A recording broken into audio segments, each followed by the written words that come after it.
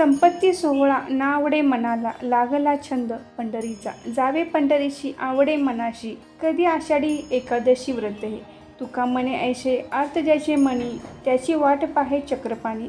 जय हरी विठ्ठल. नमस्कार, मी सारिका भक्तिविश्वमध्ये तुमचे मनापासून स्वागत. बुधवार दिनांक 17 जुलै 2024 आहे आषाढी एकादशी.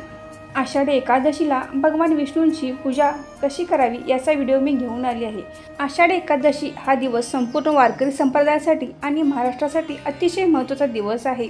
आषाढी एकादशी हा दिवस महाराष्ट्रामध्ये आराध्य दैवत विठ्ठलाला समर्पित आहे. विठ्ठलाला भगवान विष्णूचाच अवतार समजले जाते. आषाढी एकादशी सुरुवात ही वारीने होते.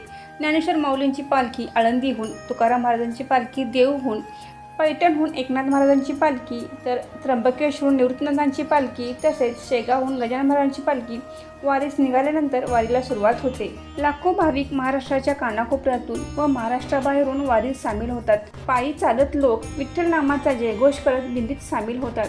आषाढी एकादशी अगोदर तर काही लोक त्याच दिवशी पंढरपुरात दाखल होतात. वारीत असणाऱ्या लोकांचा उत्साह आणि रिंगण सोहळा बघण्यासारखा असतो. हा रिंगण सोहळा डोळ्याचे पारणे फेडणारा आणि मनाला उत्साहित करणारा असतो. आषाढी एकादशी तिथी प्रारंभ 16 जुलै 2024ला रात्री 8:33 सुरू होते, तर 17 जुलै 2024ला रात्री 9:02 आहे. एकादशीचा उपवास हा बुधवारी 17 जुलैला करायचा आहे. काही जण दशमीलाच उपवास धरतात व तो एकादशी दिवशी पूर्ण दिवस करतात आणि दुसऱ्या दिवशी सोडला जातो. दुसऱ्या दिवशी उपवास सोडण्याचा कालावधी हा 18 जुलैला सकाळी 5:56 ते 8:06 आहे. तुम्ही यावेळेत उपवास सोडू शकता. आषाढी एकादशीला सर्वत्र आनंदाचे, उत्साहाचे आणि भक्तिभावाचे वातावरण असते. या दिवशी विठ्ठल मंदिरातही हा उत्सव अतिशय आनंदाने साजरा केला जातो. आपण या दिवशी आपल्या घरी विठ्ठल रुक्मिणीची कशी पूजा मांडू शकतो? आषाढी एकादशीला आपण सकाळी लवकर उठून शुचिर्भूत होऊन घर स्वच्छ करावे, देवपूजा करावी व आपण व्रताचा संकल्प करावा.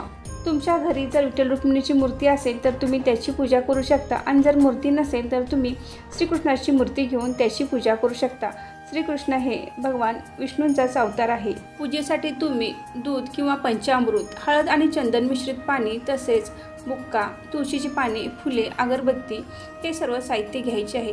प्रथम मूर्तीला पाण्याने स्वच्छ धुवून त्यावर दुधाने किंवा पंचामृताने अभिषेक घालावा. पंचामृताने अभिषेक घालून झाल्यानंतर आपण विठ्ठल रुक्मिणीच्या मूर्तीला हळद व चंदन मिश्रित पाण्याने अभिषेक घालावा. त्यानंतर परत पाण्याने मूर्तीला अभिषेक घालावा.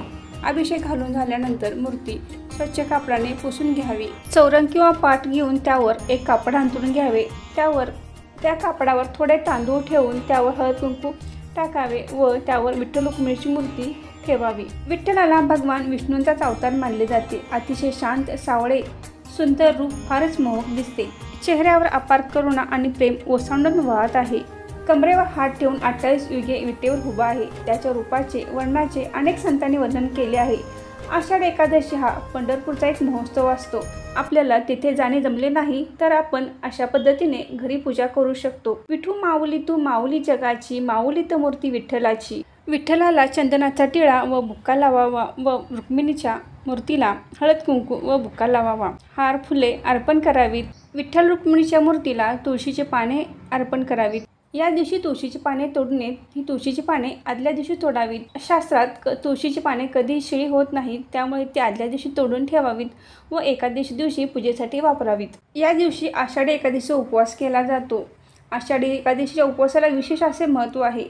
आषाढी एकादशीचा उपवास केल्याने आपल्याला वर्षभरातील एकूण 24 एकादशी केल्याचे पुण्य मिळते. एकादशीचे मोठेपण सांगणारी कथा पुराणात आहे. भक्त प्रल्हाद सर्वांना माहीत आहे. त्याचा नातू मृदुमान्य हा वृत्तीने प्रल्हादासारखा भक्त नव्हता. तो राक्षसी वृत्तीचा होता. त्याने घोर तपश्चर्या केली आणि भगवान शंकराला प्रसन्न करून घेतले. भगवान शंकराने त्याला वर दिला, एक स्त्री सोडून तुला कोणीही मारू शकणार नाही. या वरामुळे तो उन्मत्त झाला, अनाचार करू लागला, देवांनाही त्रास देऊ लागला. त्याच्या त्रासाने भगवान ब्रह्मदेव, विष्णू, शंकर गुहेत लपून बसले. काय करावे, या राक्षसाला कसे ठार मारावे असा विचार करत असताना त्यांच्या श्वासातून एक शक्ती निर्माण झाली. ती अत्यंत तेजस्वी होती. तिचे नाव एकादशी. तिने मृदुमान्याशी युद्ध केले आणि त्याला ठार मारले. साऱ्या जगाला त्याच्या त्रासापासून सोडले. तेव्हापासून एकादशीचा उपवास केला जातो. तेव्हापासून एकादशीच्या दिवशी भगवंताचे नामस्मरण करून पूजा अर्चा करून उपवास करण्याची पद्धत रूढ झाली आहे। या दिवशी नैवेद्य दाखवण्यासाठी तुम्ही एखादा गोड पदार्थ घरी करू शकता, तसेच पंचामृत फळे हेही नैवेद्यामध्ये ठेवू शकता।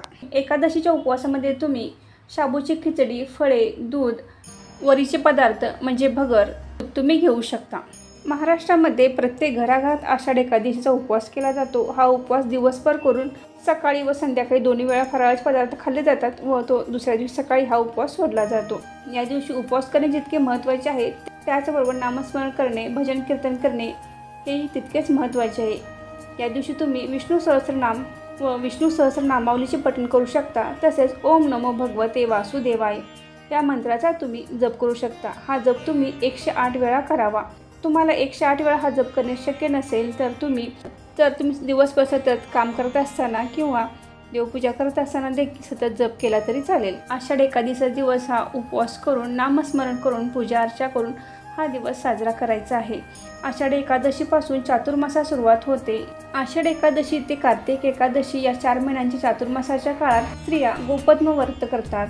आपल्या पतीला दीर्घायुष्य लाभावे व आपल्या पतीची व्यवसायात प्रगती व्हावी यासाठी हे गोपद्म व्रत केले जाते। आषाढी वारीला 800 वर्षाची दीर्घाशी परंपरा आहे।